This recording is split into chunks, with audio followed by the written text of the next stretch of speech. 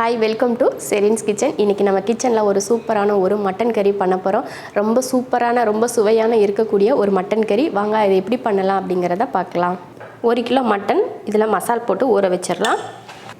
மிளகாத்தூள் 1/2 ஸ்பூன், மஞ்சள் தூள், ஒரு 100 மில்லி தயிர் சேர்த்துக்கலாம், தேவையான உப்பு.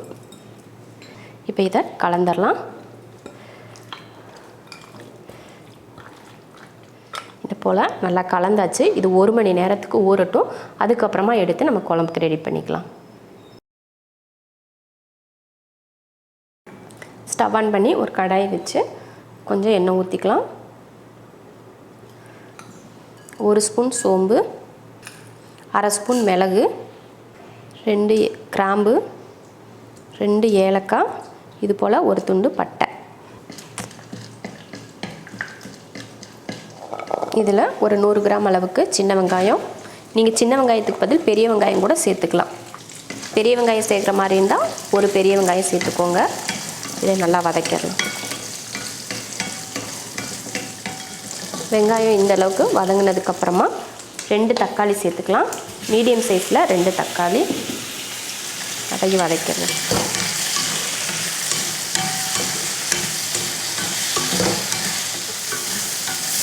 தக்காளி போட்டதுக்கப்புறம் தக்காளியும் பார்த்திங்கன்னா இந்த அளவுக்கு நல்லா வதங்கிருச்சு.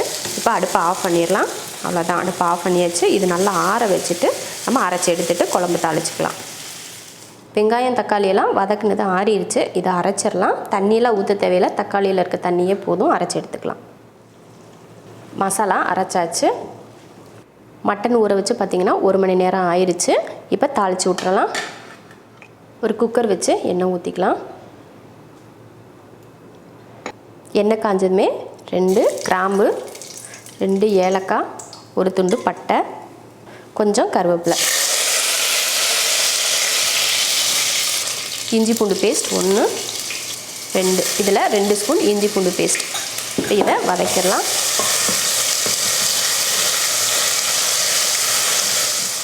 இஞ்சி பூண்டு பேஸ்ட் போட்டு நல்லா அந்த பச்சை மணம் போனதுக்கப்புறமா மட்டன் ஊற வச்சுருக்கோம் இல்லையா, அதையே சேர்த்துக்கலாம். அப்படியே சேர்த்துருங்க. அந்த தயிர் அந்த தண்ணியோடையே சேருங்க. உப்பு முன்னாடியே நம்ம போட்டிருக்கோம். உப்பு பத்தலைன்னா லாஸ்ட்டில் சேர்த்துக்கலாம். நல்லா வதக்கி விடுவோம். இதை ஒரு 5 நிமிஷத்துக்கு நல்லா வதக்குங்க. அப்போ மட்டனோட அந்த பச்சையெல்லாம் போய் நல்லா அந்த வதங்குற மாதிரி ஒரு பக்குவத்துக்கு வரும். அந்த மாதிரி வதக்கிக்கலாம். ஒரு 5 நிமிஷத்துக்கு வதங்கட்டும்.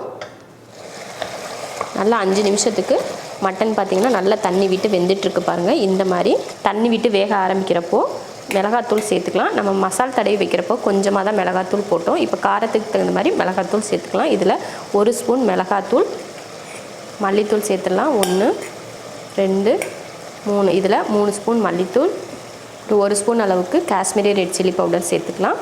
இது கொஞ்சம் கலர் கிடைக்கிறதுக்காக நான் சேர்த்துருக்கேன். இப்போ இதை கலந்து விட்டுருவோம்.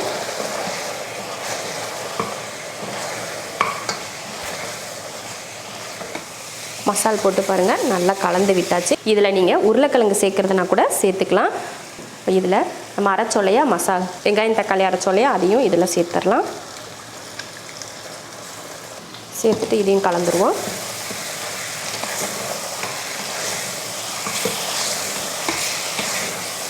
மஞ்சள் எல்லாம் சேர்க்க தேவையில்லை. எதுக்காகனா நம்ம முன்னாடியே அந்த மட்டனில் ஊற வைக்கிறப்போ மஞ்சள் நிறைய போட்டு தான் ஊற வச்சுருக்கோம்.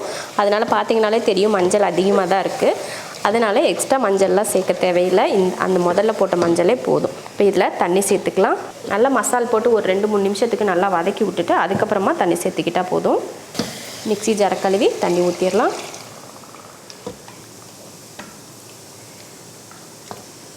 இப்போ உப்பு சேர்த்துக்கலாம். குழம்புக்கு தேவையான உப்பு போட்டு நல்லா கலந்து விட்டுக்கலாம். இப்படிதான் கலந்து விட்டாச்சு.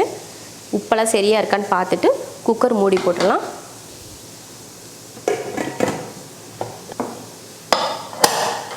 ஒரு 4லேருந்து 5 விசில் வரைக்கும் விட்டுட்டு ஆஃப் பண்ணிக்கலாம். மட்டன் 5 விசில் விட்டு ஆஃப் பண்ணி ஸ்டீமும் இறங்கிருச்சு.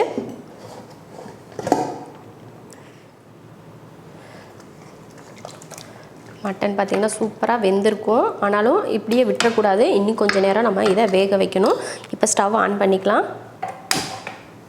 மறுபடியும் ஒரு 10 நிமிஷத்துக்கிட்ட நல்லா கொதிக்க வைக்கணும். அப்போ தான் அந்த மட்டனோட கறியில் இருக்க சாரெல்லாம் இறங்கி அந்த டேஸ்ட் வந்து நல்லாயிருக்கும். நமக்கு ஒரு 1/2 ஸ்பூன் அளவுக்கு கரம் மசாலா தூள் இதில் சேர்த்துக்கலாம்.